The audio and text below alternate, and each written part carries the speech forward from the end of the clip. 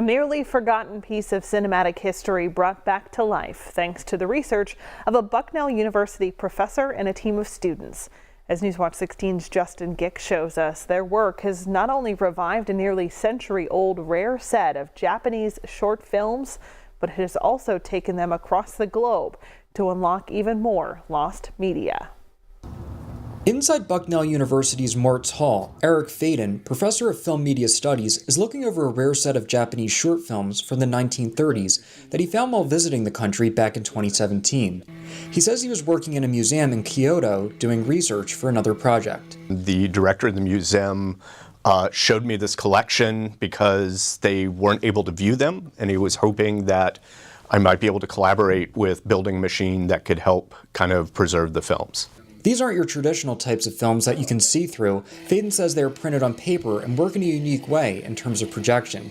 He says they are extremely delicate. The paper has become more and more brittle over the decades, and sometimes they just kind of fall apart. So preservation is super important for these movies. Initially, Faden says they photographed the films frame by frame using a camera, which took forever. He says sometimes a minute of film took about 4 to 5 hours to photograph. And it took even more time to process.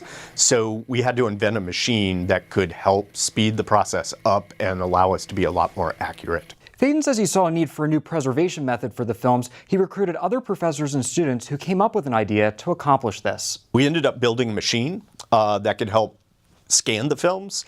And then we also created some bespoke software that allowed us to kind of stabilize and restitch the films together so they could be exhibited. As far as what genres the films are, Faden says there are all different kinds. We have interesting animation, we have live action films, we even have some films that are amateur hand-drawn movies frame by frame. Faden says he and his students traveled back to Japan to find more films to preserve.